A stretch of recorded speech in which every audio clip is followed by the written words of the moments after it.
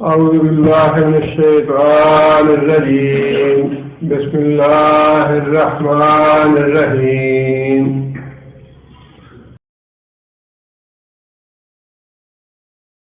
وَإِذَا ضَرَبْتُمْ فِي الْأَرْضِ، اور جب تم سفر کرو زمین میں، فَلَيْسَ عَلَيْكُمْ جُنَاحٌ، تو نہیں ہے تمہارے اوپر کوئی گناہ، ان تقصروا من الصلاۃ، کہ تم کم کرو نماز کو۔ پچھلی آیتوں میں جہاد اور ہجرت کے بارے میں احکامات اللہ تعالیٰ نے دیے ہیں۔ جہاد کا اور ہجرت دونوں چیزوں کا تعلق سفر سے ہے، اس لیے سفر کے دوران جو احکامات ہو سکتے تھے نماز سے متعلق، ان آیتوں میں اللہ تعالیٰ نے وہ احکام دیے ہیں۔ آگے اللہ فرماتے ہیں ان خفتم، اگر تمہیں خوف ہو، ان یفتنکم الذین کفروا، کہ تمہیں کافر لوگ فتنے میں ڈال لیں گے۔ جب تم زمین میں سفر کرو اور تمہیں اس بات کا ڈر ہو کہ کافر لوگ تمہیں فتنے میں ڈال لیں گے، تقصروا من الصلاۃ، تو نماز کو کم کر دو۔ جس کا مطلب یہ ہے کہ یہاں پہ نماز قصر کا جو حکم دیا گیا ہے وہ اس حالت میں ہے جب انسان حالت جنگ میں ہے۔ کافروں سے فتنے میں ڈالنے کا مطلب یہ ہے کہ تمہیں کافروں کے حملے کا خوف ہو اور نماز کا وقت آ جائے، تو اس وقت تمہیں اس بات کی رخصت ہے، تمہیں اس بات کی اجازت ہے کہ نماز کو کم کر دو۔ حالت خوف میں یا حالت جنگ میں کیسے نماز ادا کرنی ہے اور کتنی نماز ادا کرنی ہے، اس کا یہاں اگلی آیت میں بھی کچھ وضاحت ہے، اور رسول اکرم صلی اللہ علیہ وسلم کی سنت مطہرہ سے بھی ہمیں یہ معلوم ہوتا ہے کہ جو لشکر ہے، فوج ہے حالت جنگ میں، اس کے لیے نہ تو رکعت کی تعداد کا تعین ہے، نہ ہی وقت کا تعین ہے، نہ ہی قبلے کی سمت کا تعین ہے۔ جیسی بھی حالت جنگ ہو اسی حالت کے مطابق نماز ادا کرنے کا حکم ہے۔ جو احادیث میں ہمیں واقعات ملتے ہیں ان میں سے ایک تو یہ صورتحال ہے کہ 4 رکعت والی نماز ہے، ظہر کی یا عصر کی یا عشاء کی، امام کھڑا ہو جائے نماز پڑھانے کے لیے اور لشکر کا ایک حصہ امام کے پیچھے کھڑا ہو جائے اور وہ 2 رکعت ادا کرے۔ 2 رکعت ادا کرنے کے بعد مقتدی جو ہے وہ سلام پھیر دیں اور واپس چلے جائیں، اور ان کی جگہ پہ وہ لوگ آ جائیں جنہوں نے نماز ادا نہیں کی، 2 رکعت وہ بھی ادا کر لیں۔ اس طرح امام کی 4 رکعت پوری ہو جائیں گی اور مقتدی جو ہے ان کی 2 رکعت پوری ہوں گی۔ اب باقی 2 رکعت جو ہے چونکہ قصر ہے اس لیے باقی 2 رکعت تو ویسے ہی معاف ہے۔ دوسری صورت یہ ہے کہ نماز ہی 2 رکعت ہو، جیسے فجر کی نماز ہے، اس میں بھی یہ ہے کہ امام کھڑا ہو جائے گا نماز پڑھانے کے لیے، مقتدی 1 رکعت پڑھے، لشکر کا ایک حصہ مقتدی کے امام کے پیچھے 1 رکعت پڑھ لے اور 1 رکعت پڑھ کے واپس چلا جائے، دوسرا لشکر کا حصہ آئے اور وہ بھی امام کے پیچھے 1 رکعت پڑھ لے، باقی 1 رکعت جو ہے وہ اپنی واپس جا کے لشکر میں جیسے بھی ہو سکے وہ پوری کر لے۔ مقتدی جو ہے وہ بھی پڑھے گا 2 ہی رکعت، لیکن امام جو ہے وہ امامت کراتے ہوئے پوری 2 رکعت پڑھے گا، لشکر کا ایک حصہ 1 رکعت پڑھے، اور یہ جو رخصت دی گئی ہے اس طریقے کی، یا پھر 1 رکعت باقی جا کے الفاظ پڑھنے کی جیسے بھی اس کو موقع ملے. اگر باقاعدہ پڑھنے کا موقع ملے تو باقاعدہ پڑھ لے, اور اگر چلتے پھرتے موقع ملے چلتے پھرتے پڑھ لے. اگر اشارے سے پڑھنے کی ضرورت ہو اشارے سے پڑھ لے. مطلب یہ ہے کہ وہ باقی ایک رکعت جو ہے اب خود مکمل کرے گا, لیکن رخصت جو ہے وہ کسی صورت میں نہیں ہے. مختلف صورتیں ہیں صلاۃ الخوف کی. یہ نماز جو ہے یہ صلاۃ الخوف ہے, کیونکہ اس کے ساتھ یہ شرط اللہ تعالیٰ نے لگائی ہے کہ جب تمہیں دشمن کی طرف سے خدشہ ہو فتنے کا, خوف ہو حملے کا, تو اس صورت میں تو نماز قصر کر سکتے ہو. اب قرآن مجید میں تو قصر کی نماز کے بارے میں یہی حکم ہے, لیکن جیسا کہ آپ کو معلوم ہے کہ قرآن مجید کے احکام جو ہیں ان کی جو تفسیر امری رسول اکرم صلی اللہ علیہ وسلم نے ارشاد فرمائی ہے یا قولی تفسیر بتائی ہے, وہ بھی اس کا درجہ بھی وہی ہے جو قرآن مجید کے احکامات کا ہے. اس لیے نبی صلی اللہ علیہ وسلم کی سنت مطہرہ سے یہ بات ثابت ہے کہ خوف کے بغیر بھی سفر میں نبی صلی اللہ علیہ وسلم نے قصر فرمائی. یہاں تو دشمن کے حملے کا خوف ہے اس لیے قصر کی, جس کا مطلب یہ ہے کہ قصر کے اسباب جو ہے وہ دو ہیں. نماز قصر کرنے کے اسباب جو ہیں وہ دو طرح کے ہیں.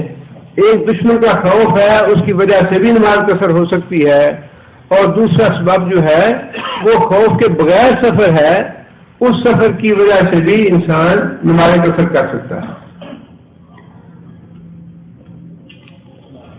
بغیر خوف کے جو سفر ہے اس میں بعض ائمہ کرام نے اس معاملے میں اختلاف کیا ہے کہ وہ سفر جو ہے وہ کسی دینی مقصد کے لیے ہے یا کسی دنیاوی غرض کے لیے ہے. اگر دینی مقصد کے لیے ہے جن لوگوں نے تقسیم کی ہے تو وہ اس کے لیے رخصت دیتے ہیں قصر کی. اگر دنیاوی غرض کے لیے ہے تو پھر وہ سفر کی قصر کی اجازت نہیں دیتے. لیکن جو بات صحیح سنت سے ثابت ہے وہ یہ ہے کہ سفر خواہ کیسا بھی ہو, سفر بذات خود سبب ہے قصر کرنے کا. سفر جو ہے وہ بذات خود سبب ہے نماز کو قصر کرنے کا.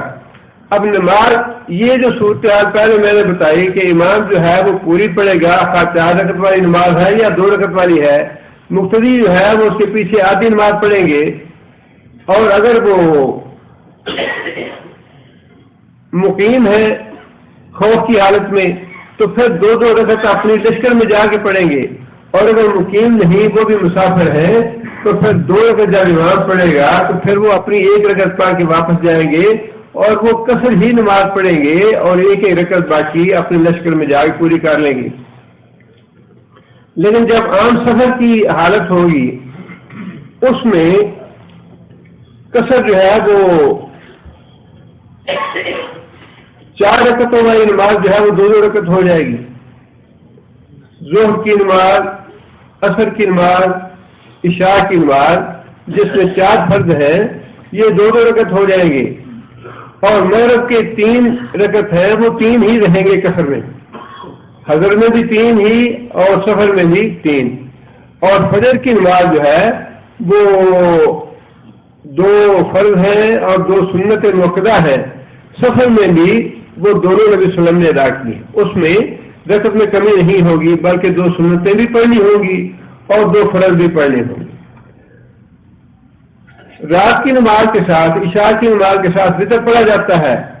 وتر بھی نبی صلی اللہ علیہ وسلم نے سفر میں ادا کیا ہے, جس کا مطلب یہ ہے کہ عشاء کی نماز جب قصر کر کے پڑھی جائے گی تو فرض جو ہے وہ 2 ہو جائیں گے, لیکن وتر جو ہے وہ بھی ساتھ پڑھنے ہوں گے, خواہ آدمی 1 پڑھے یا 3 پڑھے. قصر میں سنت اور نوافل جو ہے وہ معاف ہے, فرض تو کم ہونے ہی ہونے ہیں. سنت اور نوافل جو ہے وہ بالکل نہیں ہے, لیکن اس کا مطلب یہ نہیں ہے کہ اگر کوئی ادا کرنا چاہے تو وہ بھی نہ کرے. اگر کوئی تحیۃ الوضو پڑھنا چاہتا ہے یا تحیۃ المسجد پڑھنا چاہتا ہے ممانعت نہیں ہے. اور یہ جو قصر کرنے کا حکم ہے اگرچہ نبی صلی اللہ علیہ وسلم نے یہی بات ارشاد فرمائی ہے کہ یہ اللہ تعالیٰ کی طرف سے رعایت ہے اور رعایت لینی چاہیے، لیکن اس میں بھی علماء کرام نے اختلاف کیا ہے، چونکہ یہاں قرآن مجید میں الفاظ یہ ہے فلیس علیکم جناح کہ تمہارے اوپر گناہ کوئی نہیں ہے۔ اب بعض اوقات الفاظ جو ہیں ان سے اختلاف رائے ہو جاتی ہے، الفاظ ایسے ہیں نرم سے جن سے پتہ یہ چلتا ہے کہ یہ واجب نہیں ہے، اگر کرتے ہو ٹھیک ہے، نہیں کرتے تو کوئی گناہ نہیں ہے، اگر چار پڑھتے ہو تو کوئی گناہ نہیں ہے، اور اگر کثر کا لو پھر بھی کوئی حرج نہیں۔ یہ الفاظ اتنے نرم ہیں جس سے یہ پتہ چلتا ہے کہ ان سے وجوب نہیں ہے اس کا، اسی لیے نبی صلی اللہ علیہ وسلم نے اجازت دی ہے اس بات کی بھی کہ سفر میں جو آدمی پوری نماز پڑھنا چاہتا ہے وہ پوری بھی پڑھ سکتا ہے، لیکن قصر کرنا افضل ہے، کیونکہ اللہ تعالیٰ کی طرف سے رعایت ہے یہ، اور نبی صلی اللہ علیہ وسلم نے فرمایا کہ یہ اللہ کی طرف سے صدقہ ہے اور اللہ کا صدقہ قبول کرنا چاہیے، لہذا قصر کرنی افضل ہے۔ لیکن اگر کوئی نہیں کرتا تو کوئی حرج کی بات نہیں ہے۔ دوسری بات یہ ہے کہ ایک آدمی مسجد میں جاتا ہے سفر کے دوران اور مقیم آدمی امام ہے، 4 رکعت پڑھا رہا ہے، وہ ظہر کی یا عصر کی یا عشاء کی، پیچھے آ کے مسافر کھڑا ہو گیا، اب اس کو تو رعایت ہے قصر کی 2 رکعتوں کی، لیکن جب وہ مقیم امام کے پیچھے پڑے گا تو پھر اس کو پوری پڑھنی پڑے گی۔ مقیم امام کے پیچھے مسافر کو نماز پوری پڑھنی پڑتی ہے، اور اگر امام مسافر ہو، امام کو 2 رکعت پڑھنی ہو، اس کے پیچھے جو مسافر ہیں وہ تو قصر ہی کریں گے، 2 رکعت ہی پڑھیں گے، لیکن جو لوگ مقیم ہیں وہ امام کے سلام پھیرنے کے بعد اپنی نماز پوری کریں گے،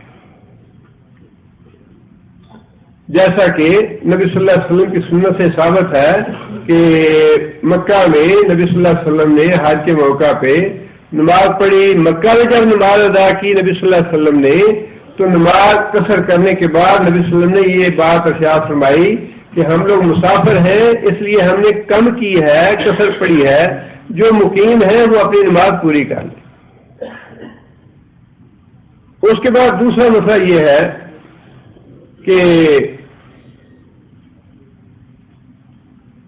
فاصلہ کتنے فاصلے پہ قصر انسان کر سکتا ہے، سفر کتنے فاصلے کو شمار کیا ہے شریعت نے،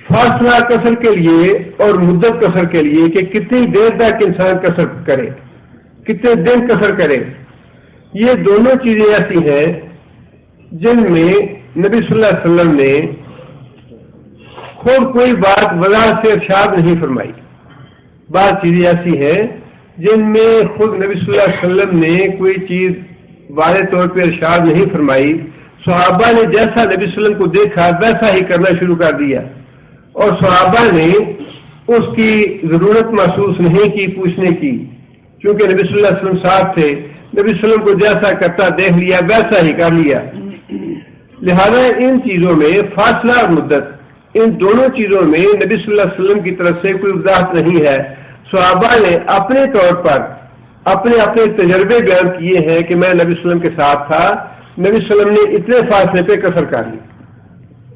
اب جس صحابی نے نبی صلی اللہ علیہ وسلم کے ساتھ جیسا بھی اس کو تجربہ ہوا اسے بتا دیا کہ بھائی اتنے میل پہ سفر کرنا چاہیے، قصر کرنا چاہیے،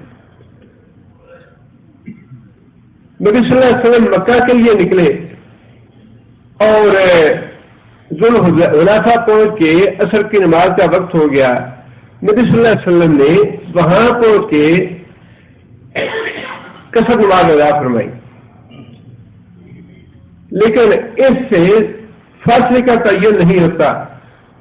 اس کی وجہ یہ ہے کہ جب لمبا سفر کرنا ہو تو پھر جیسے ہی انسان اپنے شہر سے باہر نکلے تو قصر شروع ہو جاتی ہے، قصر نماز پڑھ سکتا ہے انسان، ریاض سے سفر کرنا ہے، ریاض شہر سے باہر نکل کے انسان قصر کر لے، خواہ وہ 10 میل بنے، 15 میل بنے، 20 میل بنے، لیکن یہ بھی سفر کا تعین نہیں ہے. البتہ سفر کا تعین جو کیا ہے علماء نے یا صحابہ کرام نے بھی، یا جس کی تھوڑی یعنی زیادہ قابل اطمینان بات بن جاتی ہے، وہ یہ ہے کہ حج کے موقع پہ نبی صلی اللہ علیہ وسلم نے جب مکہ میں نماز ادا کی تو نبی صلی اللہ علیہ وسلم نے اس بات کی وضاحت فرما دی کہ جو لوگ مقیم ہیں وہ نماز پوری کر لیں. جو مسافر تھے انہوں نے تو قصر کرنی ہی تھی، انہوں نے قصر پڑی. جو مقیم حضرات تھے انہیں نبی صلی اللہ علیہ وسلم نے فرما دیا کہ تم لوگ اپنی نماز پوری کر لو. جب منا میں سارے لوگ گئے، جن میں مکہ کے لوگ بھی شامل تھے اور دوسرے لوگ بھی شامل تھے، وہاں پہنچ کے نبی صلی اللہ علیہ وسلم نے نماز پوری کرنے کا حکم کسی کو نہیں دیا. جس کا مطلب یہ ہے کہ منا میں جا کے مکہ کے لوگوں نے بھی قصر پڑی اور باقی جو مسافر تھے انہوں نے بھی قصر نماز پڑھی. اس سے اس بات کا تعین ہو جاتا ہے کہ اگر سفر اتنا انسان کر لے جتنا سفر مکہ سے منا کا ہے، جو تقریباً 9 میل بنتا ہے، تو اتنے سفر پہ انسان اگر جا کے قیام کرنا ہو تو اتنے سفر کے بعد جا کے انسان قیام کر کے وہاں قصر نماز پڑھ سکتا ہے. حضرت عبداللہ بن عمر اور حضرت عبداللہ بن عباس، ان کا اپنا طرز عمل یہ تھا کہ وہ 48 میل پہ یہ سمجھتے تھے کہ یہ مسافت ہے، فاصلہ ہے قصر کرنے کے لیے، لہذا وہ 48 میل پہ جا کے قصر کرتے تھے. اسی طرح بعض دوسری روایتیں بھی ہیں جن میں 36 میل، 40 میل، 45 میل، 48 میل، یہ ساری جو فاصلہ ہے یہ صحابہ کرام سے ثابت ہے. اب جس طرح صحابہ کرام میں ان معاملات میں جن میں کوئی واضح طور پہ نبی صلی اللہ علیہ وسلم کی ہدایت نہیں تھی، اس میں صحابہ کرام نے بھی اپنے اپنے تجربے کی بنا پہ اتنے فاصلے پہ قصر کی ہے. اسی طرح پھر بعد میں ائمہ کرام میں بھی اختلاف ہو گیا. بعض ائمہ کرام نے 9 میل، بعض نے 40، بعض نے 45، بعض نے 48 میل کا فاصلہ متعین کیا، جس کا مطلب یہ ہے کہ ایسے معاملات میں انسان کو 2 طرح سے اطمینان حاصل کر لینا چاہیے یا اس پہ عمل کر لینا چاہیے. ایک تو یہ ہے کہ انسان کو کسی بھی عالم پہ اعتماد ہو کہ یہ عالم محتاط طریقے سے بات کہے گا یا تحقیق کرنے کے بعد بات بتائے گا. انسان ایسے معاملے میں اس سے مسئلہ پوچھ کے اطمینان سے اس پہ عمل کرے. اور اگر انسان کا اپنا مزاج اور اپنی طبیعت ہو مطالعہ کرنے کی، تحقیق کرنے کی، تو دوسرا طریقہ یہ ہے کہ انسان خود بھی تحقیق کر لے، مطالعہ کر لے، اور اس کے بعد انسان جس بھی نتیجے پہ پہنچ جائے اطمینان کے ساتھ اس پہ عمل کر لے تو انشاءاللہ اس میں کسی طرح کا مواخذہ نہیں ہوگا. اب اسی طرح معاملہ ہے ایام کا بھی کہ کتنے دن قیام کرنا ہو تو قصر کرنا چاہیے.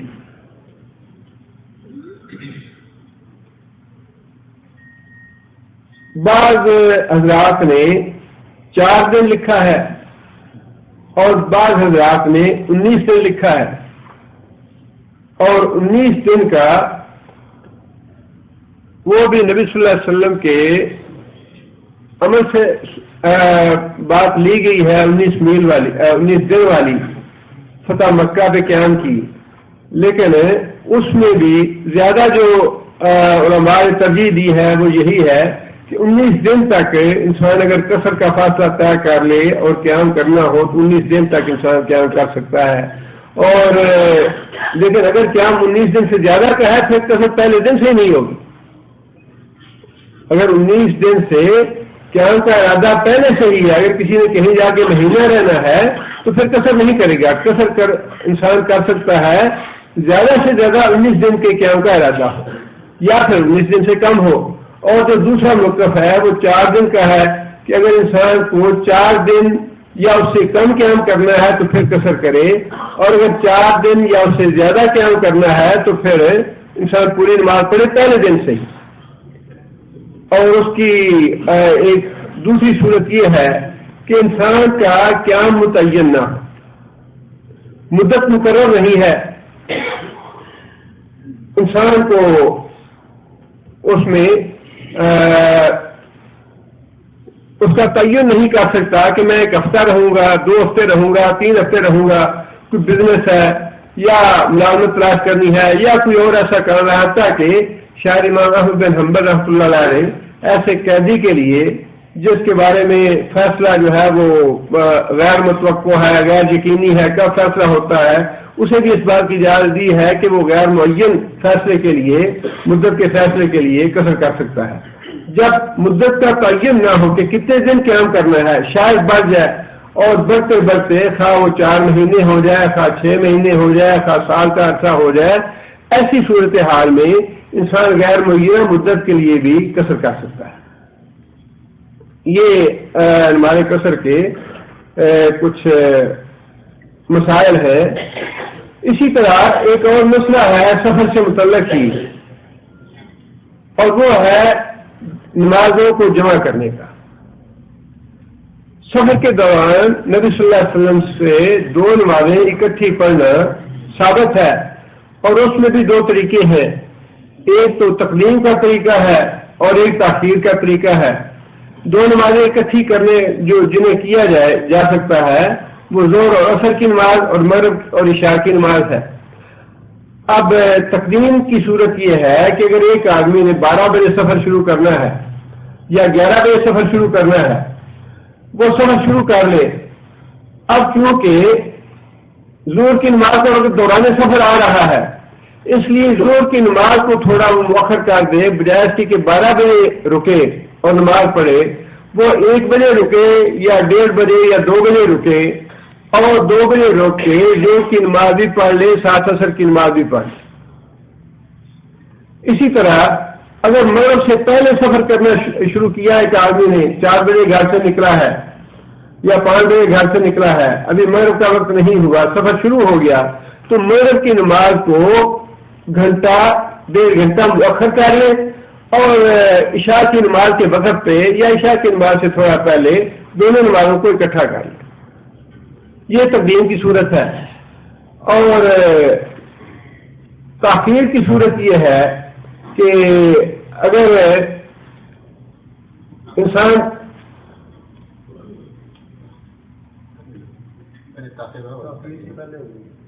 جی تقدیم ہو، تقدیم اور تاخیر دونوں کی صورتیں ہیں۔ قیام کی صورت میں بھی نبی صلی اللہ علیہ وسلم سے جمع کی بات ثابت ہے، لیکن اس کا کوئی سبب ہونا چاہیے، مثال کے طور پہ بارش ہے یا کوئی اور ایسا سبب ہے، تو اس وجہ سے حضر میں بھی نبی صلی اللہ علیہ وسلم نے نمازیں جمع کی ہیں۔ اور ایک صورت یہ ہے کہ انسان کی نماز کی سبب ویسے قضا ہو جائے، جیسا نبی صلی اللہ علیہ وسلم کی غزوہ احزاب پہ نمازیں قضا ہو گئیں، 4 نمازیں قضا ہوئیں، ظہر کی بھی، عصر کی بھی، مغرب کی بھی، اور پھر نبی صلی اللہ علیہ وسلم نے عشاء کی نماز کے وقت 4 نمازیں اسی ترتیب سے ادا فرمائی، لیکن اس کے لیے کوئی سبب ہونا چاہیے۔ ویسے تو نماز قضا ہونی نہیں چاہیے، اس طرح کی جو ایک اور نماز قضا ہو جاتی ہے اس کا طریقہ بتا دیا نبی صلی اللہ علیہ وسلم نے، اور اس کے علاوہ فرمایا کہ اگر انسان نیند کی وجہ سے یا بھول کی وجہ سے وقت نکل جائے، تو جب نیند سے جاگ آ جائے یا جب بھی انسان کو یاد آ جائے اسی وقت نماز پڑھ لے، تو وہی وقت ہے اس کا۔ خود نبی صلی اللہ علیہ وسلم کے ساتھ دوران سفر ہوا ایسے، خیبر سے نبی صلی اللہ علیہ وسلم واپس تشریف لا رہے تھے، راستے میں قیام کیا اور تھکے ہوئے تھے لوگ. نبی صلی اللہ علیہ وسلم نے لوگ متذبذب تھے کہ یہاں پہ پڑاؤ کر کے آرام کیا جائے, سویا جائے یا نہ سویا جائے, کہیں ایسا نہ ہو کہ لوگ سو جائیں اور وقت نکل جائے. حضرت بلال رضی اللہ تعالیٰ کو کہنے لگے یا رسول اللہ آپ لوگ سو جائیں, میں نماز کے وقت سب کو اٹھا دوں گا. لیکن اتفاق ایسا ہوا کہ حضرت بلال کی بھی آنکھ لگ گئی اور سورج نکل آیا. سورج جب نکل آیا تو لوگوں کو جاگ آئی. نبی صلی اللہ علیہ وسلم فرمایا کہ یہاں سے فوراً کوچ کرو, اور تھوڑا آگے جا کے نبی صلی اللہ علیہ وسلم نے باقاعدہ آذان کہلوائی اور آذان کہلوا کے باقاعدہ جماعت کے ساتھ نماز پڑھی. جس کا مطلب یہ ہے کہ نیند سے بھی اگر نماز کا وقت نکل جاتا ہے تو نیند سے جا کے فوراً انسان پڑھ لے, اور اگر انسان بھول گیا ہے تو جب بھی یاد آ جائے فوراً نماز پڑھ لے تو وہ بھی اس کا وقت ہے. لیکن جو قضا عمری کا معاملہ ہے یہ تو ہے نماز کسی سبب سے قضا ہو جانا. لیکن ویسے انسان کی جہالت کی وجہ سے, غفلت کی وجہ سے, بے پرواہی کی وجہ سے 10 سال 15 سال 20 سال 30 سال نمازیں نہیں پڑھی, اس کے بعد انسان کو اللہ تعالیٰ نے ہدایت دی اور انسان باقاعدگی سے نمازیں پڑھنا شروع کر دے, تو اس طرح کی جو نمازیں ہیں قضا کی ہوئی ان کے لیے توبہ استغفار جو ہے وہ اس کا حل ہے. ہر نماز کے ساتھ 1 یا 2 نمازیں پڑھنا یا ان کا اہتمام کرنا یہ نہ تو سنت سے ثابت ہے اور نہ ہی کتاب و سنت سے, نبی صلی اللہ علیہ وسلم کی سنت مطہرہ سے یا صحابہ کرام سے یہ بات ثابت نہیں ہے. ایسی قضا جو ہے اس کے لیے انسان کو توبہ استغفار کرنا چاہیے, وہی اس کی تلافی ہے. اب آگے اللہ تعالیٰ نے یہ بات ارشاد فرمائی, یہ سارے مسائل ہیں نماز قصر کے, خواہ وہ خوف کی حالت میں ہو یا سفر کی حالت میں ہو, دونوں سبب ہیں نماز کو قصر کرنے سے. خوف بھی سبب ہے اور سفر بھی سبب ہے. آگے اللہ تعالیٰ یہ بات ارشاد فرمائی ان الکافرین کانوا لکم عدو مبین, بے شک کافر جو ہے وہ تمہارے کھلے دشمن ہیں اور وہ تمہیں روکنا چاہتے ہیں تمہارے دین سے, تمہاری نمازوں سے. اور جو نماز نبی صلی اللہ علیہ وسلم کی عصر کی ایک نماز قضا ہوئی, یہ جو آیت نازل ہوئی اگلی جو آیت ہے اس کا شان نزول بھی یہی ہے کہ سفر کے دوران نماز آئی اور جو کافر تھے انہیں یہ پتا تھا کہ مسلمان اس وقت میں نماز پڑھتے ہیں. کافروں نے آپس میں یہ بات کہی کہ مسلمانوں کی ایک ایسی نماز کا وقت آ رہا ہے جو مسلمانوں کو اپنے بیوی بچوں سے اور اپنے ماں باپ سے بھی زیادہ عزیز ہے. یہ آپ اندازہ لگائیے کہ کافروں کو بھی ہمارے مسائل کا کتنا پتا ہے. ہم لوگ غافل ہو یا ہم لا علم ہو تو جاہل ہو تو اور بات ہے, کافروں کو ہمارے مسائل کا بڑا پتا ہے اور بڑی فکر رکھتے ہیں. وہ کون سی نماز ہے؟ وہ عصر کی نماز. عصر کی نماز کے بارے میں کافروں نے آپس میں یہ مشورہ کیا کہ ایک نماز ایسی آ رہی ہے جو مسلمانوں کو اپنے بال بچوں سے اور اپنے ماں باپ سے بھی زیادہ عزیز ہے, لہذا وہ نماز کا وقت آ رہے دو, اس نماز کے لیے یہ مسلمان کھڑے ہوں گے تو اس وقت ہم ان پہ حملہ کر دیں گے. اس وقت اللہ تعالیٰ نے یہ اگلی آیت نازل فرمائی. اللہ فرماتے ہیں وَإِذَا كُنْتَ فِيهِمْ, اور جب تو ان میں موجود ہو, مراد کون ہے؟ نبی صلی اللہ علیہ وسلم. چونکہ اس وقت نبی صلی اللہ علیہ وسلم کی ذات بابرکات موجود تھی اور حکم بھی براہ راست نبی صلی اللہ علیہ وسلم کو دیا گیا, اس لیے نبی صلی اللہ علیہ وسلم کی حیات طیبہ میں تو یہ ایسا ہی تھا کہ جب آپ ان میں موجود ہوں, لیکن اس کا مطلب یہ نہیں کہ یہ حکم جو ہے یہ صرف نبی صلی اللہ علیہ وسلم کی حیات طیبہ تک ہے, بلکہ نبی صلی اللہ علیہ وسلم کے بعد بھی یہ حکم ایسے ہی ہے جیسا حکم نبی صلی اللہ علیہ وسلم کی زندگی میں تھا. وَإِذَا كُنْتَ فِيهِمْ, اے محمد صلی اللہ علیہ وسلم جب آپ ان کے درمیان موجود ہو, فَأَقَمْتَ لَهُمُ الصَّلَاةَ, تو قائم کر لہم واسطے ان کے صلاۃ نماز کو, فَلْتَقُمْ طَائِفَةٌ مِّنْهُمْ مَعَكَ, فَلْتَقُمْ, اور کھڑا ہو طائفتن ایک گروہ منہم ان میں سے مات تمہارے ساتھ، وہ کیونکہ دشمن کے حملے کی خوف کی صورتحال تھی، دشمن کے حملے کا ڈر تھا، لہذا یہ طریقہ بتایا اللہ تعالیٰ نے کہ خوف کی صورت میں تمہیں نماز کس طرح ادا کرنی چاہیے۔ فرمایا کہ تمہارے لشکر کا ایک گروہ، طائفۃ منہم، ان میں سے ایک گروہ، ایک حصہ تمہارے لشکر کا، وہ بھی تمہارے ساتھ کھڑا ہو جائے، تم امامت کراؤ اور تمہارے پیچھے آدھا لشکر یا پھر آدھے سے بھی کم یا جیسی بھی صورتحال ہو وہ کھڑا ہو جائے۔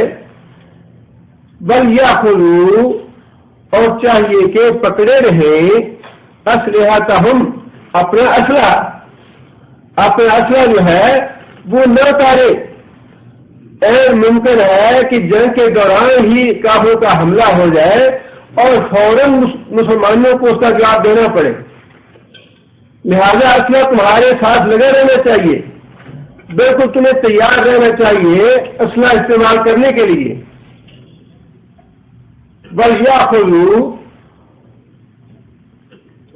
اسلحتہم، اپنا اسلحہ پکڑے رہیں، لیے رہیں، فَإِذَا سَجَدُوا، اور جب وہ سجدہ کر لیں، سجدے سے مراد یہاں نماز ہے، جب وہ 2 رکعت ادا کر لیں، اور اس کی وضاحت جو ہے وہ حدیث میں ہے، 4 رکعت والی نماز جو ہے لشکر آ کے پیچھے 2 رکعت پڑے گا، 2 رکعت والی نماز جو ہے وہ لشکر پیچھے آ کے 1 رکعت پڑے گا، آدھی نماز پڑے گا۔ اور اگر نماز کے دوران حملہ ہو گیا تو نماز توڑ کے نمازی چلے جائیں گے، ان پہ گناہ نہیں ہے، ان کو توڑنے کی اجازت ہوگی۔ فَإِذَا سَجَدُوا، اور جب وہ لشکر 2 رکعت ادا کر لے یا 1 رکعت ادا کر لے یا جیسی بھی صورت ہو، فَلْيَكُونُوا مِنْ وَرَائِكُمْ، فَلْيَكُونُوا، پس ہو جائے وہ مِنْ وَرَائِكُمْ، تمہارے پیچھے۔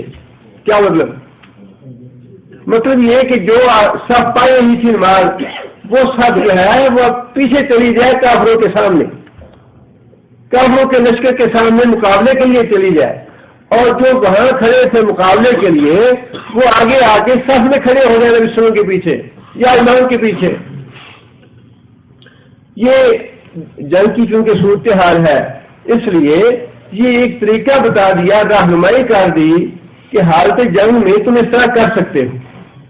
اس کا صحیح تعین کرنا یہ اس وقت امام پہ منحصر ہے کہ وہ کس طرح سے جماعت پڑھاتا ہے یا نماز پڑھاتا ہے۔ اس سے آپ اندازہ لگائیے کہ نماز کے مسائل اور احکام سے کمانڈر کو یا فوج کو آگاہ ہونا کتنا ضروری ہے۔ فرمایا کہ جن لوگوں نے جس حصے میں نماز ادا کر لی وہ پیچھے چلا جائے تاکہ دشمنوں کے سامنے کھڑا ہو جائے، دشمن کو پتا ہو کہ سامنے لشکر ہمارے موجود ہے۔ آگے فرمایا کہ بلتاتے طائفۃ اخرى، اور آ گئے گروہ اخرى دوسرا، کون سا؟ جو گروہ پہلے پیچھے کھڑا تھا، جو پہلے حفاظت کر رہا تھا نمازیوں کی، اب وہ گروہ امام کے پیچھے آ جائے، اور جو نماز پڑھ رہا تھا وہ پیچھے کھڑا ہو کے نمازیوں کی حفاظت کرے۔ بلتاۃ طائفۃ اخرى، اور آ جائے دوسرا گروہ لم یصلوا، جنہوں نے ابھی تک نماز ادا نہیں کی، جو ابھی تک کھڑے تھے، فلیصلوا معہ، اور وہ امام کے ساتھ آ کے نماز ادا کریں۔ آگے پھر وہی بات ارشاد فرمائی کہ جو لوگ نماز پڑھنے کے لیے آئے ہیں امام کے پیچھے، وہ اپنے ہتھیار نہ چھوڑ کے آئے۔ فرمایا کہ وَلْيَأْخُذُوا حِذْرَهُمْ، اور ہوشیار رہیں وہ بھی، وَأَسْلِحَتَهُمْ، اپنا اسلحہ ساتھ لے کے آئے، نماز پڑھنے کے دوران بھی چوکنے رہیں، ہوشیار رہیں حملے سے، اور اپنا اسلحہ جو ہے وہ اپنے ساتھ رکھیں۔ آگے پھر اللہ تعالیٰ نے وضاحت فرمائی کہ یہ نماز کے دوران خاص طور پہ اپنے ہتھیار ساتھ رکھنے کا حکم اللہ نے کیوں دیا ہے؟ بدل الذین کفروا، بدلین چاہتے ہیں وہ لوگ جنہوں نے کفر کیا لو تغفلون کاش تم لوگ غافل ہو جاؤ، اگر تم غافل ہو جاؤ، اگر تم بے خبر ہو جاؤ ان اسلحتکم اپنے اسلحے سے، اگر تم اپنے اسلحے سے بے خبر ہو جاؤ وامتیاتکم اور اپنے ساز و سامان سے بے خبر ہو جاؤ فیمیلون علیکم میلۃ واحدہ، یمیلون میل کا معنی اردو میں میلان کا لفظ استعمال ہوتا ہے، فلاں آدمی کا میلان ہے فلاں طرف، میلان کا معنی ہے جھک جانا، لیکن یہاں پہ مراد ہے ٹوٹ پڑنا، حملہ آور ہو جانا۔ کافر یہ چاہتے ہیں کہ تم لوگ اپنے رخ اسلحے سے غافل ہو جاؤ، اپنے ساز و سامان جو تم نے رکھا ہے لڑائی کے لیے اس سے تم لمحہ بار کے لیے غافل ہو جاؤ فیمیلون علیکم میلۃ واحدہ، تو وہ تم پہ ٹوٹ پڑے میلۃ واحدہ، یک بارگی ٹوٹ پڑنا، اچانک ٹوٹ پڑنا، بے خبری میں ٹوٹ پڑنا۔ کتنی سخت اللہ تعالیٰ نے وارننگ دی ہے، اور ایک دفعہ نہیں بار بار اللہ نے بتایا ہے کہ کافر تمہارے دشمن ہے، کافر تمہارے دشمن ہے، یہ تمہارے دوست نہیں ہو سکتے، یہ تمہیں کافر بنانا چاہتے ہیں، یہ تمہیں ملیا میٹ کرنا چاہتے ہیں۔ اور یہاں پہ باقاعدہ اسلحے کے حوالے سے یہ بات بتائی کہ تمہارے اسلحے کا انہیں پتہ نہ چلے، تمہارے جو چیزیں ہیں ان کو سنبھال کے رکھو، فوراً چوکنے رہو، اپنے ساتھ رکھو سارا اسلحہ وغیرہ، ان سے مقابلے کے لیے ہر وقت تیار رہو۔ اتنی دفعہ اللہ تعالیٰ نے آگاہ کیا اور بار بار آگاہ کیا ہے، یریدون لیطفئوا نور اللہ واللہ متم نورہ ولو کرہ الکافرون، یہ کافر وہ چاہتے ہیں کہ اسلام کا نور بجھا دے اپنے منہ کی پھوکوں سے۔ یہ دشمن ہے تمہارے، اسلام کے دشمن ہیں، دین کے دشمن ہیں، اللہ رسول کے دشمن ہیں، اللہ کے دشمن ہیں، تمہارا وجود انہیں گوارا نہیں، تمہارا دین انہیں گوارا نہیں، تمہاری شریعت انہیں گوارا نہیں۔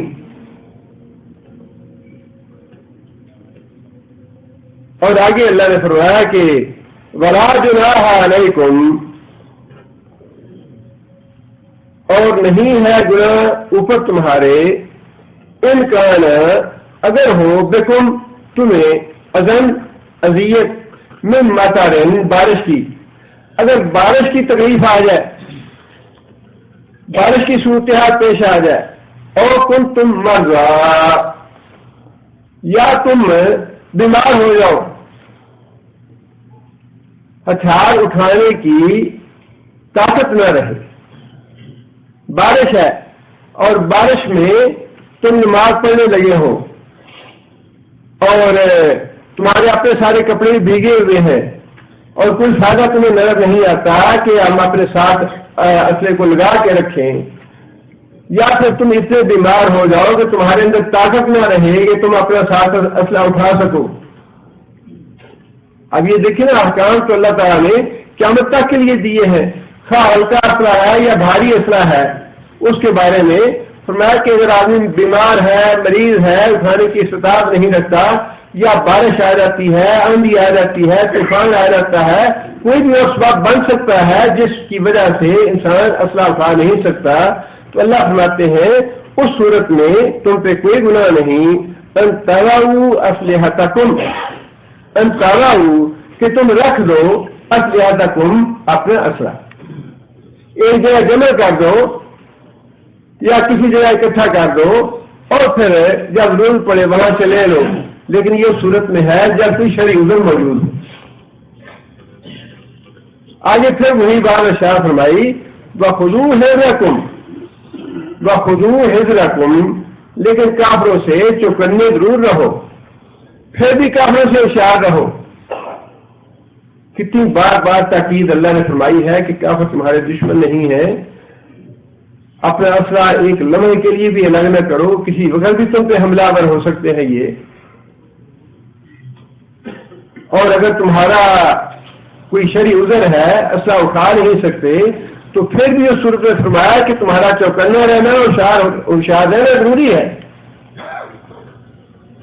اور آگے اللہ تعالیٰ نے یہ بات ارشاد فرمائی ان اللہ اعد للکافرین عذابا مہینا. ان اللہ بے شک اللہ تعالیٰ نے اعد تیار کیا ہے للکافرین واسطے کافروں کے عذابا عذاب مہینا رسوا کرنے والا. پہلے جو باتیں ہیں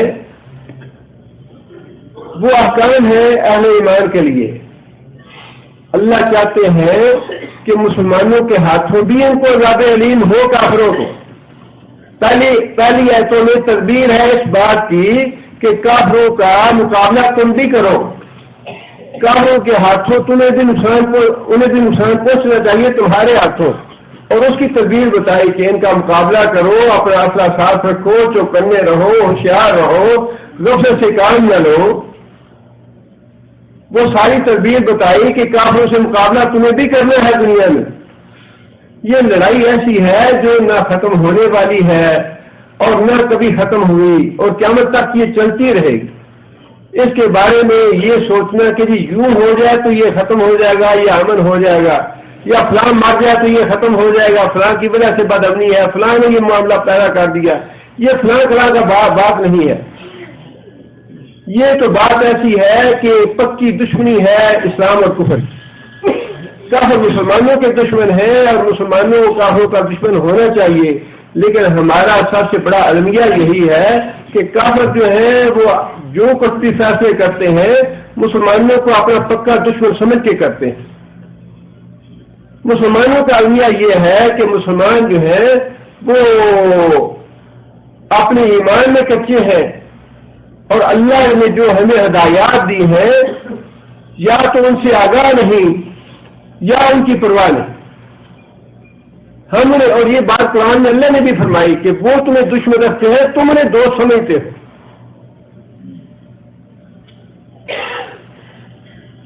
فرمایا کہ میں تو ان کو عذاب علیم دوں گا ہی. جب قیامت کو کافر آئیں گے اللہ نے فرمایا کہ میرے ہاں تو عذاب مہین ہے ہی ہے ان کے لیے, لیکن اللہ فرماتے ہیں کہ دنیا میں بھی میں چاہتا ہوں کہ تمہارے ہاتھوں بھی ان پہ عذاب آئے. تمہیں بھی تدبیر کرنی چاہیے ان کا مقابلہ کرنے کے لیے. آگے پھر اللہ تعالیٰ نے اہل ایمان کو یہی احکام دیے. اسی حوالے سے اللہ فرماتے ہیں فَإِذَا قَضَيْتُمُ الصَّلَاةَ, جب تم نماز پوری کر لو, خیر و عافیت سے نماز ادا ہو گئی. اب اللہ یہ فرماتے ہیں کہ فَاذْكُرُوا اللَّهَ, اللہ کو یاد کرو. حالانکہ نماز بھی تو اللہ کی یاد ہے, لیکن نماز کا اللہ تعالیٰ نے اتنی وضاحت کے ساتھ ذکر کیوں فرمایا ہے؟ نماز جو ہے یہ دین اسلام میں توحید کے بعد سب سے اہم حکم ہے مومن کے لیے. جب تحویل قبلہ ہوا, قبلہ تبدیل ہوا, تو بیت اللہ شریف کو اللہ تعالیٰ نے قبلہ بنا دیا مسلمانوں کے لیے. تو جو بعض مسلمان تھے صحابہ کرام, انہوں نے آپس میں یہ بات کی کہ ہم نے جو نمازیں پڑھی تھی بیت المقدس کی طرف منہ کر کے, ان کے نمازوں کا کیا بنے گا؟ وہ نمازیں تو ضائع ہوں گی شاید. اس کے جواب میں اللہ تعالیٰ نے کیا بات ارشاد فرمائی؟ اس کے جواب میں اللہ تعالیٰ نے یہ بات ارشاد فرمائی وَمَا كَانَ اللَّهُ لِيُضِيعَ ایمانکم, اللہ تعالیٰ تمہارے ایمانیوں کو ضائع کرنے والا نہیں ہے. ایمان کا لفظ کس کے لیے استعمال ہوا؟ نماز کے لیے. نماز ہے تو ایمان ہے, نماز نہیں ہے تو ایمان نہیں ہے. نماز جو ہے یہ پہلا حکم ہے. جب وحی نازل ہوئی تو اس کے بعد پہلا حکم جو تھا وہ یہی تھا. جبرائیل نے آ کر نبی صلی اللہ علیہ وسلم کو وضو کا طریقہ سکھایا اور پھر نماز کے طریقے بتائے, نماز کے اوقات بتائے نبی صلی اللہ علیہ وسلم کو, اور پھر نماز کی جس طرح ان آیتوں سے بھی یہ بات معلوم ہوئی کہ انسان پہ کیسی ہی حالت کیوں نہ آ جائے، کتنے بھی دشمن کا خوف کیوں نہ مسلط ہو جائے، نماز کی معافی نہیں ہے۔ باقی جتنے بھی احکام ہیں شریعت کے، ان میں معافی کی کوئی نہ کوئی گنجائش یا کوئی نہ کوئی صورت نکل آتی ہے۔ روزے کی استطاعت نہیں ہے، ٹھیک ہے روزہ ابھی چھوڑ دو، بعد میں رکھ لینا۔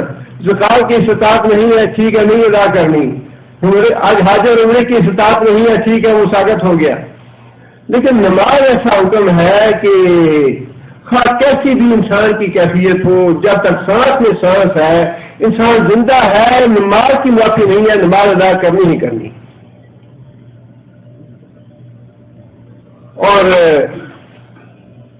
جتنی اس کی اہمیت ہے اتنا ہی اس کا گناہ بھی زیادہ ہے نماز کو ترک کرنے کا۔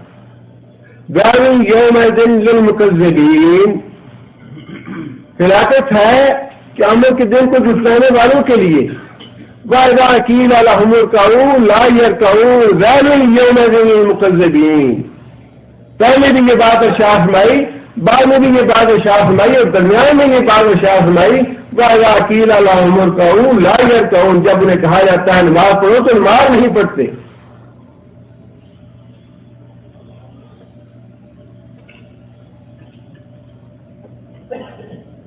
اس لیے نماز کے بارے میں یہاں بھی پھر اللہ تعالیٰ نے آگے یہ بات ارشاد فرمائی ہے، نماز جو ہے وہ وقت پہ فرض کی گئی ہے۔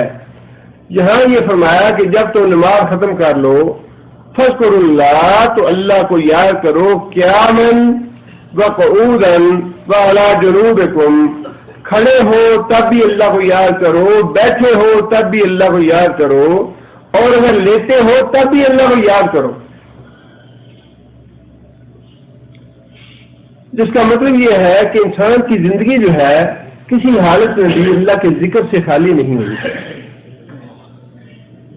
نماز بھی اللہ کا ذکر ہے، لیکن اس کے باوجود یہ فرمایا کہ جب اللہ کے اس ذکر سے فارغ ہو جاؤ تو پھر دوسرا ذکر کرو، خواہ تم بیٹھے ذکر کرو، خواہ کھڑے ذکر کرو، خواہ پہلو کے ذکر کے بل ذکر کرو، خواہ چلتے پھرتے کرو، اللہ کو کبھی بھی نہ بھولو۔ فائدہ کوئی الصلاۃ، جب جمعے کی نماز ختم ہو جائے فانتشروا فی الارض، زمین میں پھیل جاؤ، وابتغوا من فضل اللہ، روزی تلاش کرو، کاروبار کرو، اور آگے کیا فرمایا؟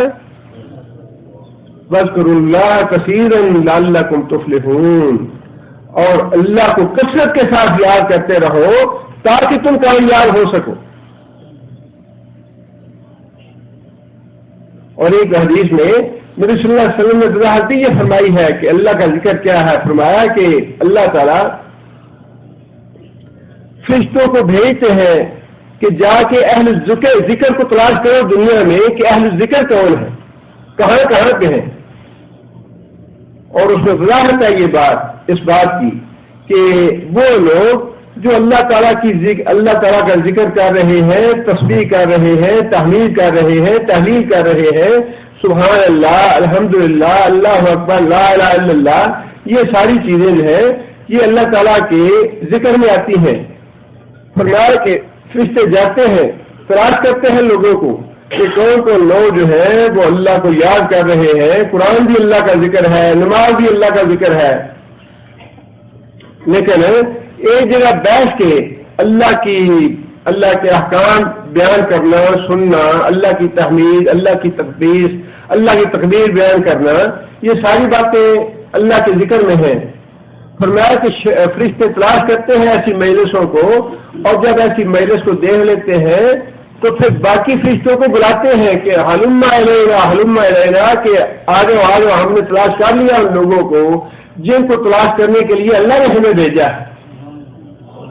اور پھر نبی صلی اللہ علیہ وسلم نے فرمایا کہ اللہ تعالیٰ ان سے فرشتوں سے پوچھتے ہیں، حالانکہ اللہ خوب جانتے ہیں، اللہ پوچھتے ہیں کہ مالکون، کہ وہ لوگ بیٹھے کیا کر رہے ہیں، کیا کہہ رہے تھے؟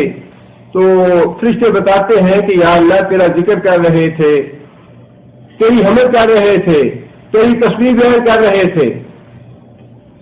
پھر اللہ تعالیٰ پوچھتے ہیں کہ ما یسالون، کہ وہ لوگ کیا مجھ سے مانگتے ہیں، کیا چاہتے ہیں. اور پھر حدیث میں یہ بھی الفاظ ہے کہ اللہ جانتے ہیں کہ کیا مانگتے ہیں. فرشتے بتاتے ہیں کہ یا اللہ وہ تیری جنت مانگتے ہیں. اللہ پوچھتے ہیں کہ کیا انہوں نے جنت دیکھی ہے؟ فرشتے کہتے ہیں یا اللہ جنت دیکھی تو نہیں. اللہ فرماتے ہیں کہ اگر وہ جنت دیکھ لیتے تو پھر فرشتے کہتے ہیں یا اللہ پھر تو اور بھی زیادہ شدت کے ساتھ وہ طلب کرتے جنت کو اگر دیکھ لیتے. اور پھر اللہ پوچھتے ہیں کہ وہ کس چیز سے پناہ مانگتے ہیں. فرشتے بتاتے ہیں کہ یا اللہ وہ جہنم سے پناہ مانگتے ہیں. پھر اللہ پوچھتے ہیں کیا انہوں نے جہنم دیکھی ہے؟ یا اللہ جہنم دیکھی تو نہیں. اگر جہنم دیکھی ہوتی فرشتے کہتے ہیں یا اللہ پھر تو اور بھی زیادہ شدت کے ساتھ پناہ مانگتے جہنم سے. اللہ فرماتے ہیں کہ اچھا پھر گواہ رہو کہ میں نے ان لوگوں کو معاف کر دیا. فرشتے کہتے ہیں کہ یا اللہ ان لوگوں میں ایک آدمی ایسا تھا جو اس مجلس میں شریک ہونے کی نیت سے نہیں آیا تھا، بلکہ وہ تو کسی کام سے آیا، کسی کو بلانے کے لیے یا کسی اور غرض کے لیے، اور آ کے بیٹھ گیا وہاں پہ، حالانکہ اللہ کو پتہ ہے کہ کون کس نیت سے آیا ہے. اللہ فرماتے ہیں کہ یہ جو اہل ذکر ہیں، اللہ کا ذکر کرنے والے لوگ ہیں، یہ ایسے ہیں کہ لا یشکا جلیسہم، کہ جو آدمی ان کے ساتھ آ کے مجلس میں شامل ہو گیا وہ بھی مایوس نہیں ہوگا. اللہ نے اس کو بھی معاف کر دیا. یہ ہے کہ جب انسان نماز سے فارغ ہو جائے تو حکم یہ ہے کہ پھر اس کے بعد بھی اللہ کا ذکر کرتے رہو.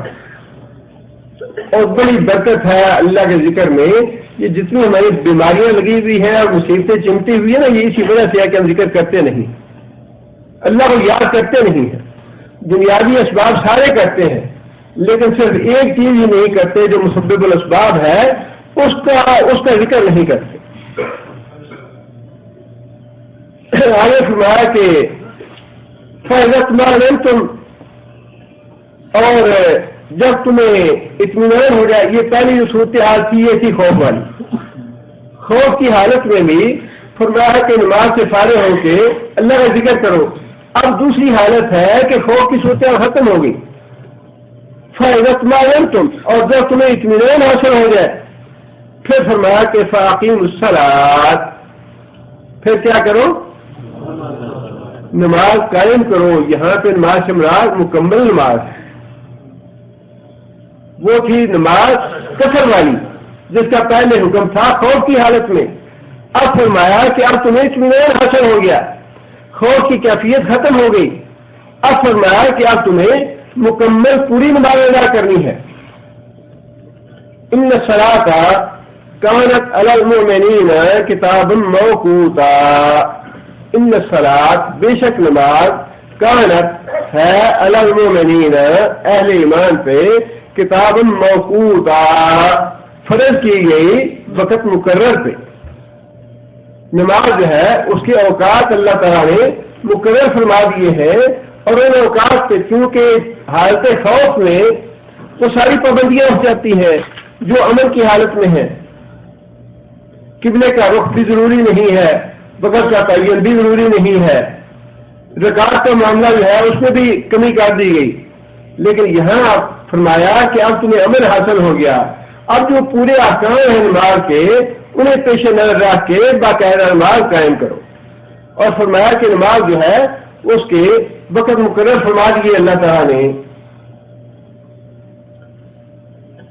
نبی صلی اللہ علیہ وسلم کو حضرت جبرائیل علیہ السلام نے آ کے نمازوں کے اوقات خود بتائے. جو ان کی نماز کا وقت پہلے نماز پڑھائی نبی صلی اللہ علیہ وسلم کو جب سورج ڈھل گیا.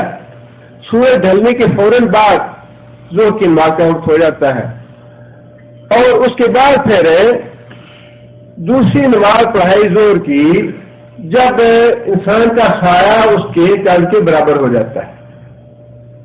جس کا مطلب یہ ہے کہ وہ وقت جو ہے وہ نماز کا آخری وقت ہے. ایک آدمی کا قد جو ہے وہ 4 فٹ ہے یا 5 فٹ ہے، جب اس کا سایہ جو ہے وہ بھی اتنا ہی ہو جائے جتنا اس کا قد ہے 4 فٹ یا 5 فٹ کا، تو وہ گویا ظہر کی نماز کا آخری وقت ہے.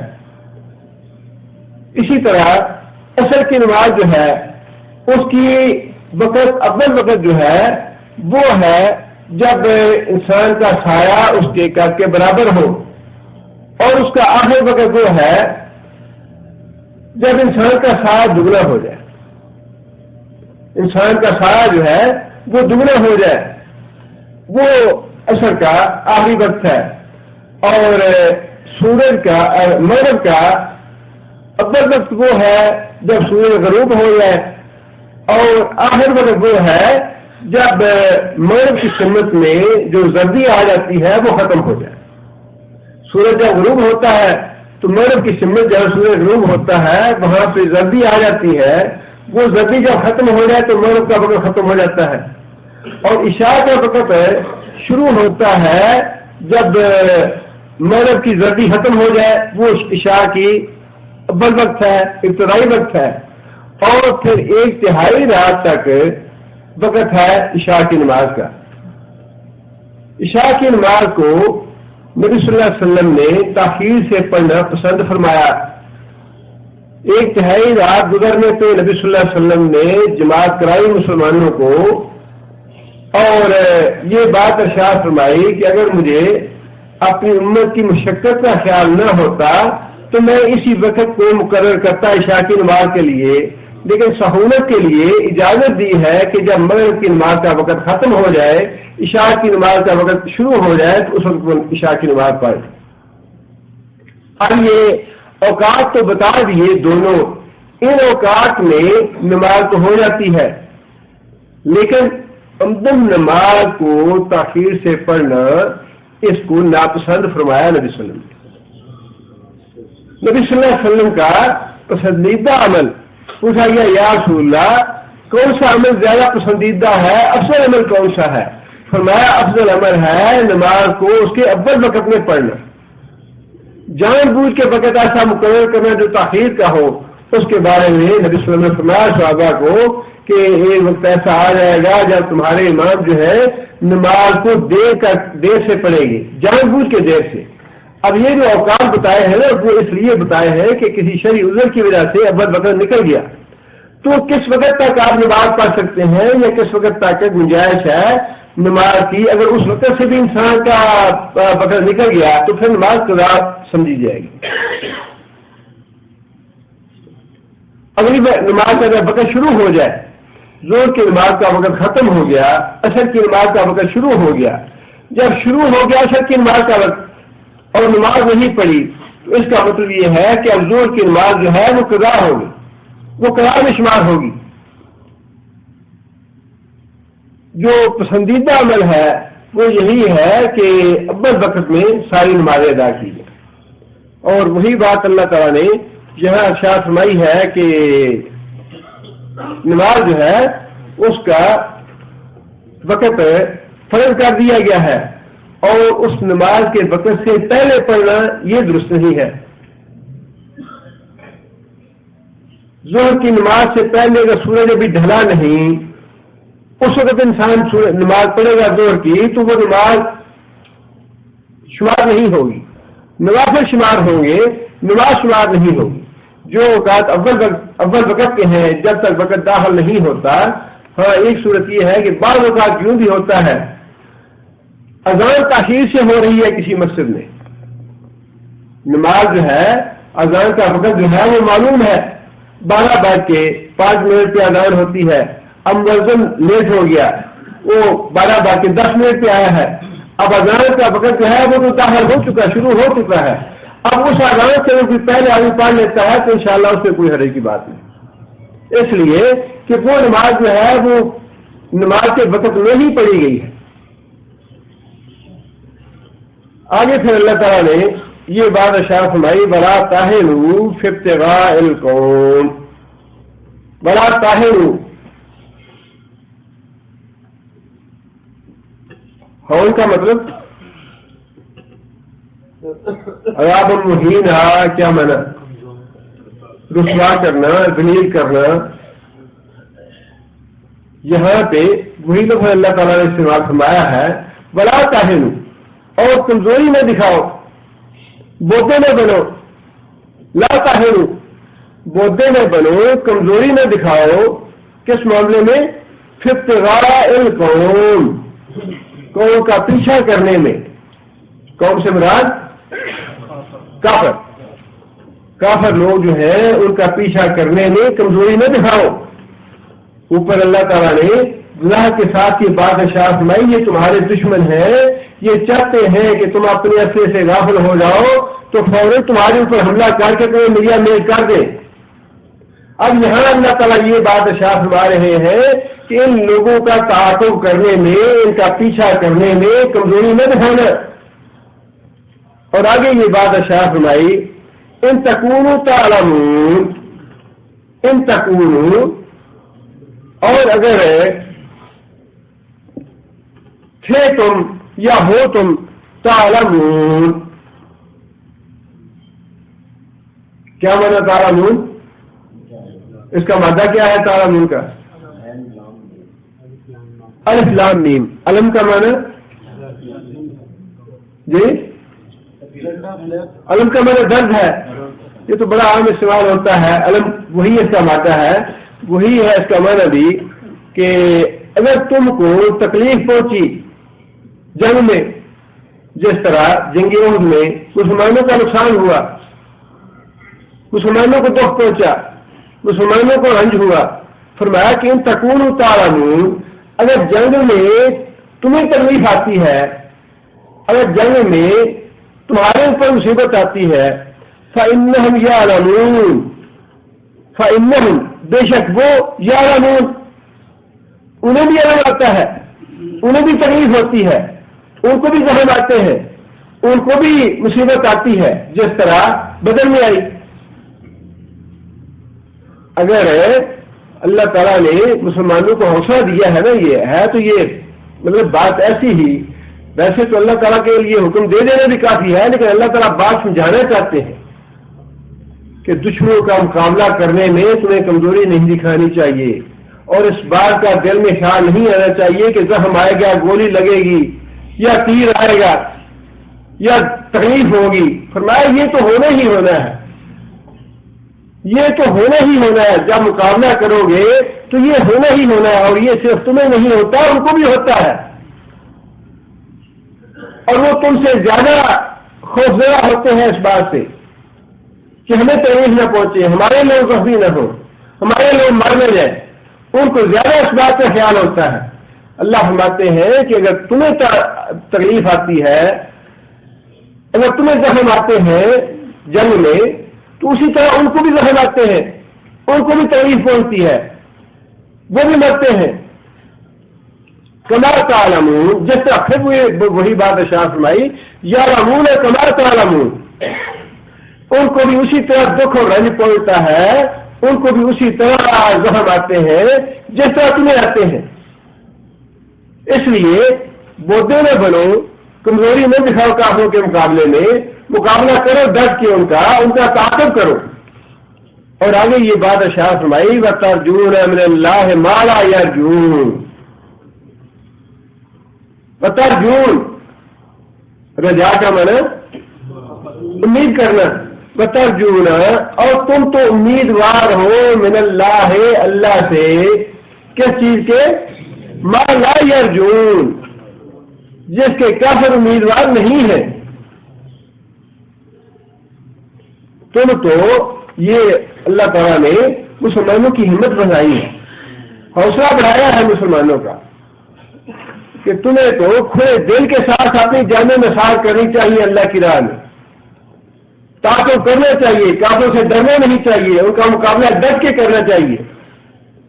اس لیے کہ ایک بات تو یہ کہ اگر تمہیں رنج پہنچتا ہے تو رنج انہیں بھی آتا ہے، اگر تمہارے آدمی مرتے ہیں تو آدمی ان کے بھی مرتے ہیں، جیسی تکلیف تمہارے اوپر آتی ہے ویسی تکلیف ان پہ بھی آتی ہے۔ اور دوسرا سب سے بڑا فرق یہ ہے کہ ترجون من اللہ، تم اللہ تعالیٰ سے امیدوار ہو اس چیز کے، ما لا یرجون، جس کے امیدوار وہ نہیں ہے۔ اور وہ اللہ تعالیٰ نے پچھلی آیتوں یہ بات ارشاد فرما دی فضل اللہ المجاہدین باموالہم وانفسہم علی القاعدین درجہ وکلا وعد اللہ الحسنى وفضل اللہ المجاہدین علی القاعدین اجرا عظیما درجات منہ ومغفرۃ ورحمۃ وکان اللہ غفورا رحیما. اللہ کی مغفرت ہے تمہارے لیے، اللہ کی رحمت ہے تمہارے لیے، اللہ کی طرف سے درجے ہیں تمہارے لیے، اللہ تعالیٰ کی طرف سے عظیم ثواب ہے تمہارے لیے، اللہ کی جنت ہے تمہارے لیے، جنت کی ساری نعمتیں ہیں تمہارے لیے. فرمایا کہ تمہیں کس بات کا خوف ہے، تم کس بات سے گھبراتے ہو، تم کس بات سے کمزوری دکھاتے ہو، تمہیں تو آگے بڑھ کے اپنی جانیں پیش کرنی چاہیے. اور یہ وہی بات ہے، بات تو وہی ہے کہ ایمان والی بات ہے. جب جنگی عہد کے بعد ابو سفیان نے یہ بات کہی کہ جنگ جو ہے یہ تو ایک ڈول کی طرح ہوتا ہے، کبھی یہ ڈول بھرا نکلتا ہے کبھی خالی نکلتا ہے. بدر میں تمہارا پلو بھاری رہا اور عہد میں ہمارا پلو بھاری رہا، بات برابر شرابر ہو گئی. کہنے لگا کہ یہ جو عہد کا دن ہے یہ بدر کا بدلہ ہے، ہم نے بدلہ لے لیا بدر کا تم سے. نبی صلی اللہ علیہ وسلم نے تو آہستگی سے یہ بات اشاعت فرمائی، لیکن حضرت عمر رضی اللہ تعالیٰ عنہ نے اس کا ترکی بترکی جواب دیا ابو سفیان کو. حضرت عمر فرمانے لگے کہ بات برابر شرابر کی نہ سمجھو، معاملہ برابر شرابر کا نہیں ہے. اس کی وجہ یہ ہے کہ تمہارے لوگ مار کے جہنم میں گئے ہیں، ہمارے لوگ مار کے جنت میں گئے ہیں، برابر کیسے ہوئے؟ وہی بات اللہ نے یہاں ارشاد فرمائی ہے کہ معاملہ برابر شرابر کا پھر بھی نہیں رہتا. اگر ہم ان کو آتے ہیں تو تمہیں بھی آتے ہیں، ان کے عالمی مرتے ہیں تمہارے عالمی مرتے ہیں، اس معاملے میں تو برابر شرابر ہو گیا معاملہ. لیکن یہ معاملہ برابر شرابر رہتا نہیں. اس کی وجہ یہ ہے کہ تم تو امیدوار ہو اللہ سے بڑی چیزوں کے، اللہ کی مغفرت چاہیے تمہیں، اللہ کی رحمت ہے تمہارے لیے، تمہارے لیے درجات ہیں، جنت کی نعمتیں ہیں تمہارے لیے، اور کافروں کے لیے تو کچھ بھی نہیں. فرمایا کہ جو آدمی جہاد کے لیے نکلتا ہے اس کے لیے اللہ کی ضمانت ہے، اگر وہ شہید ہوتا ہے تو جنت کی ضمانت ہے، اگر واپس آتا ہے تو عزت و ثواب کی ضمانت ہے اس کے لیے. وَتَرْجُونَ مِنَ اللَّهِ مَا لَا يَرْجُونَ، تم امیدوار ہو اس اللہ تعالیٰ کی رحمت کے، اس مغفرت کے، فضل کے جس کے وہ امیدوار نہیں ہے. وَكَانَ اللَّهُ عَلِيمًا حَكِيمًا، اور بے شک اللہ تعالیٰ خوب جاننے والا، خوب حکمت والا ہے. اللہ تعالیٰ ہمیں عمل کرنے کی توفیق عطا فرمائے.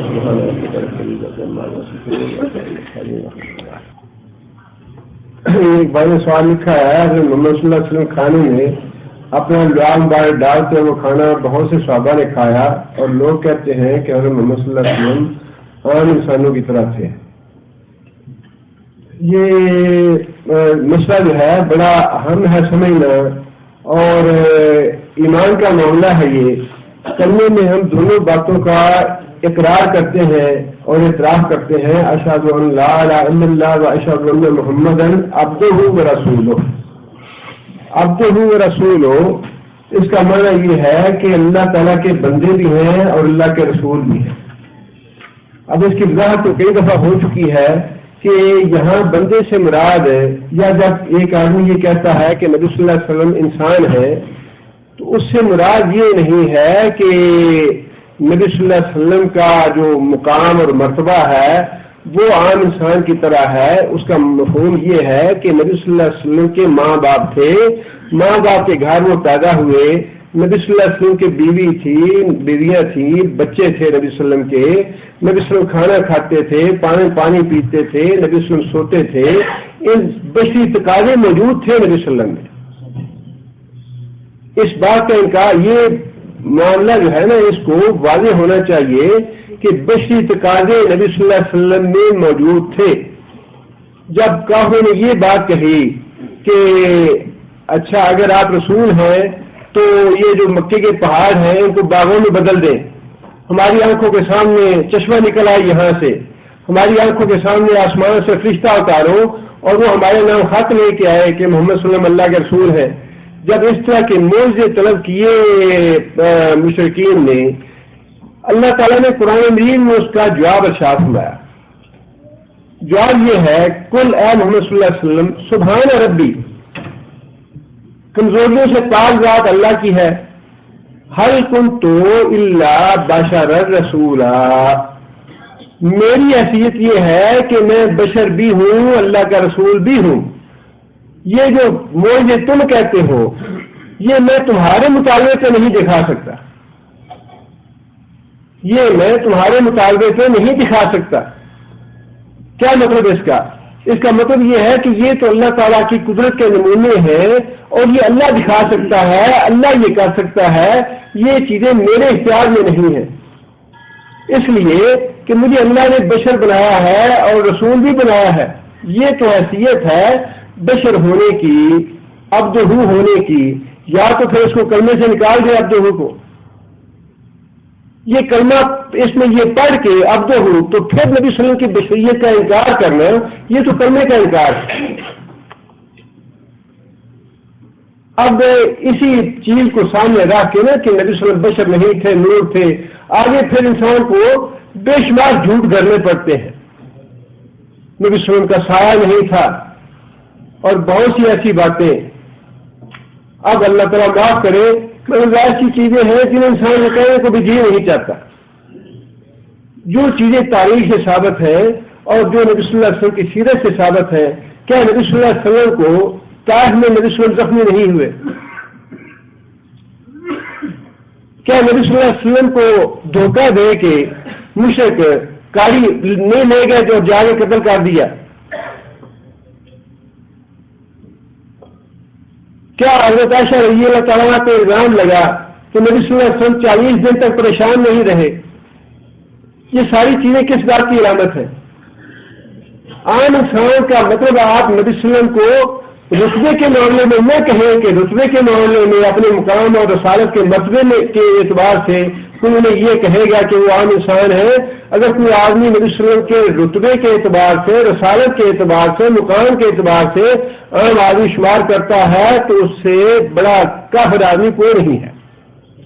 نبی صلی اللہ علیہ وسلم کو مقام اور رسالت کے اعتبار سے عام آدمی کے درجے پہ لے آنے والا آدمی جو ہے وہ تو مسلمان نہیں ہے. لیکن جیسے وہ مسلمان نہیں ہے ویسے ہی ابدیت کا انکار کرنے والا بھی مجرم آدمی ہے، وہ بھی گنہگار. اس لیے کہ کلمے میں اور یہی چیز جو ہے یہی تو آزمائش ہے. یہی بات تو کافروں کے لیے آزمائش تھی. کافروں کا بار بار یہ قول نقل کیا گیا ہے قرآن مجید میں.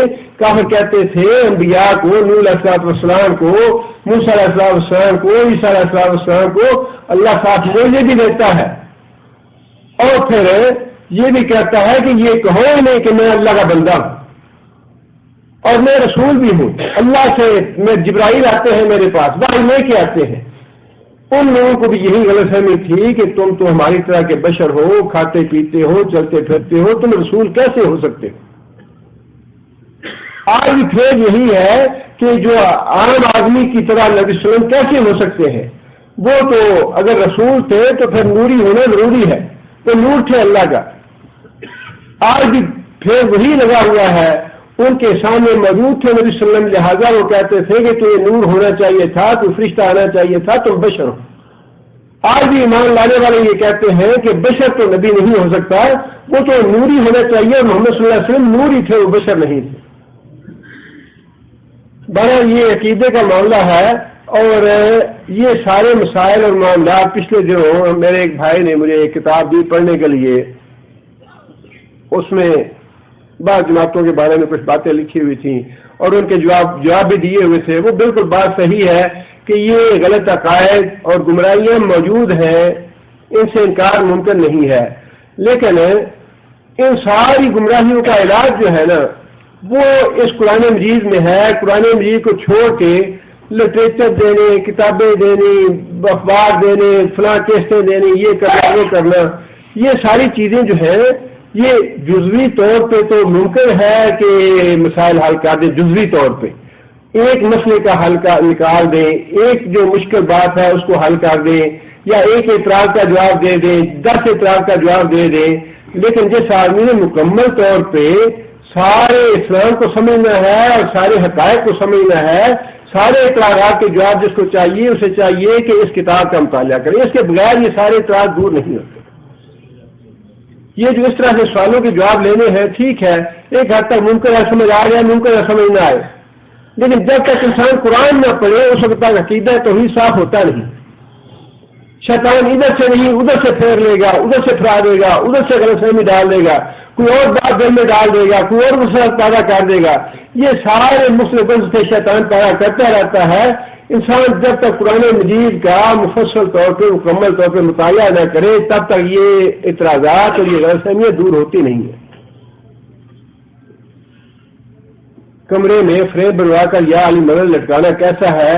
جیسے کہ میں نے اس سے پہلے عرض کیا کہ یا جو ہے یہ عبادت ہے، یا کا لفظ پکارنا یہ عبادت ہے، اور یا اس کو کہنا چاہیے جو سامنے موجود ہے۔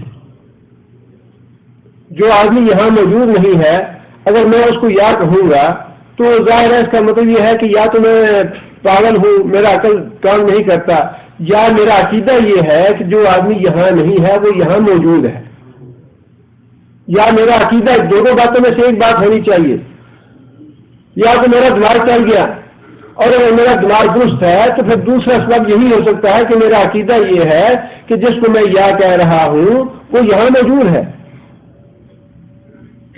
اور جو آدمی یا کر کے پکارتا ہے، خیر کسی کو بھی پکارے، حسین کو یا کر کے پکارے، علی کو یا کر کے پکارے رضی اللہ عنہ، یا عبد القادر جیلانی کو یا کر کے پکارے، یا کا لفظ جو ہے یہ عبادت ہے، یا اللہ، اللہم، یا رب، اور یہ حدیث کے الفاظ ہیں یا رب کے اور اللہم کے۔ اس لیے اللہ کو تو ہم سمجھتے ہیں کہ اللہ کی ذات اپنے علم کے ساتھ ہر جگہ موجود ہے، اس لیے اللہ کے لیے ہم یا استعمال کرتے ہیں۔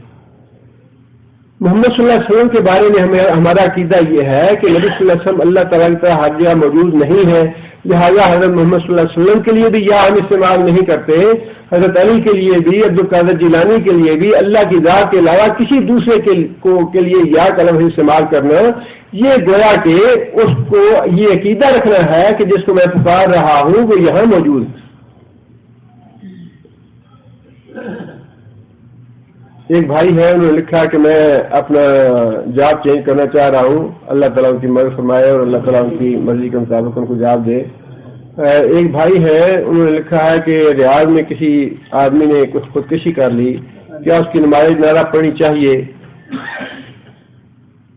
خودکشی کرنے والا دائرہ اسلام سے خارج نہیں ہوتا، کبیرہ گناہ ہے خودکشی کرنا، لیکن وہ دائرہ اسلام سے خارج نہیں ہوتا۔ جو اسی طرح کے لوگ ہیں ان کو نماز اس کی پڑھ لینی چاہیے، جو نیک متقی صالح اور 5 وقت کے پابند نمازی ہیں ان لوگوں کو اعتراض کرنا چاہیے۔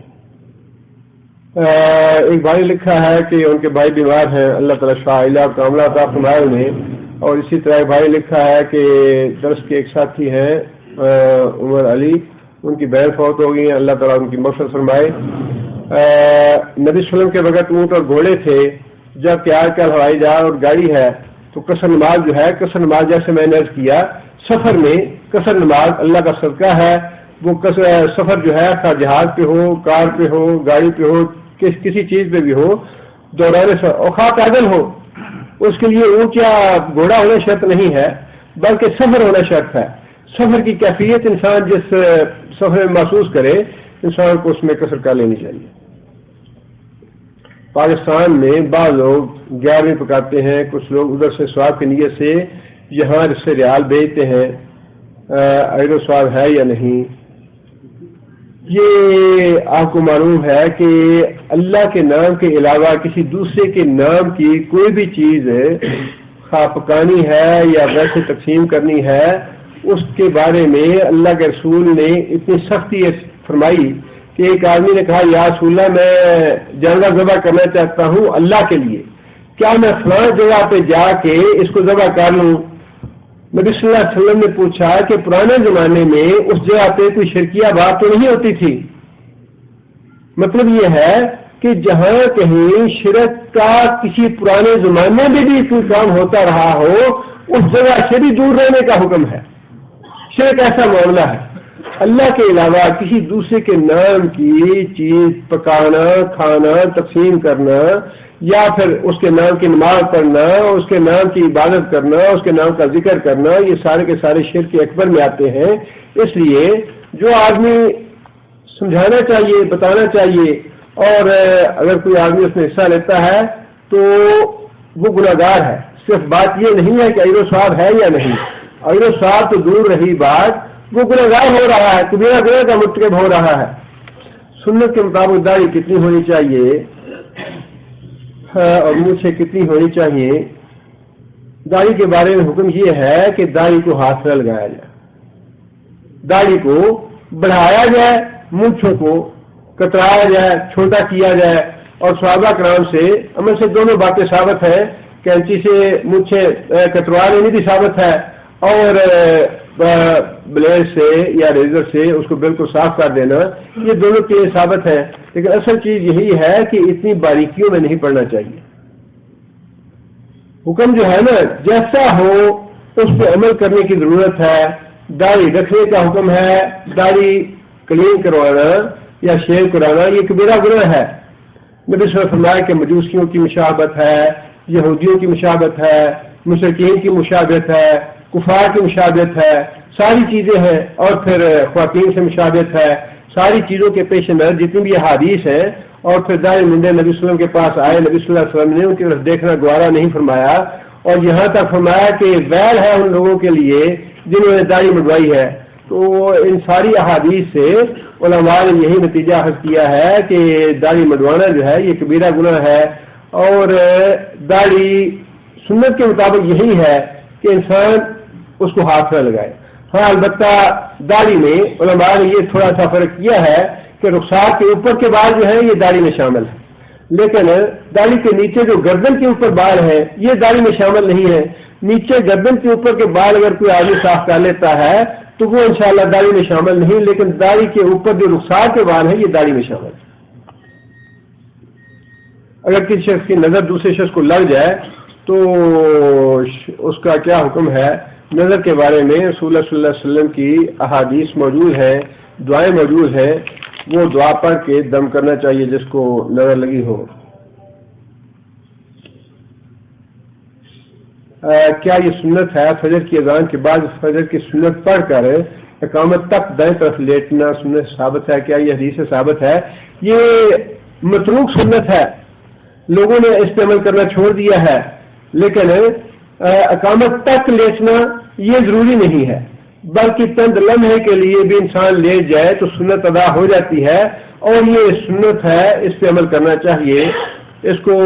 لیکن آج کل یہ چونکہ ترک ہو چکی ہے، لوگوں کو اس کا علم بھی نہیں ہے، اور اس پہ عمل بھی بہت کم ہو گیا ہے۔ میری بیٹی اسپتال میں ہے، 1 ماہ کی پیدائش اسپتال، اللہ تعالیٰ شفا اور کاملہ عطا فرمائے۔ اور وضو کے لیے باتھ روم کے اندر جا کے بسم اللہ پڑھنا یا کلمہ پڑھنا یہ درست نہیں ہے۔ وضو باتھ روم میں داخل ہونے سے پہلے پڑھ لیجیے بسم اللہ، اور وضو کرنے کے بعد جب باہر آ جائے تو پھر کلمہ پڑھ لیجیے۔ فرض اور واجب میں کیا فرق ہے؟ بعض لوگوں نے فرض اور واجب میں فرق کیا ہے، لیکن حقیقت یہی ہے کہ فرض اور واجب دونوں ایک ہی ہیں انشاءاللہ۔ حقوق العباد کے بارے میں بارے لکھا ہے، ان کی اہمیت واقعی زیادہ ہے، اور کوشش یہی کرنی چاہیے کہ کسی کا حق باقی نہ رہے۔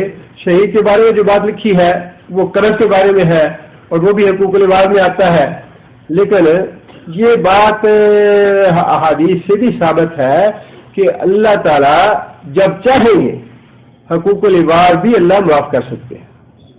احادیث سے یہ بات بھی ثابت ہے کہ جب اللہ چاہیں گے تو جس کی حق تلفی کی ہے کسی نے، اللہ تعالیٰ اس کو اپنے پاس سے راضی کر دیں گے، اور جس سے حق تلف کیا ہے اللہ اس کو معاف کرنا چاہیں گے تو کر دیں گے۔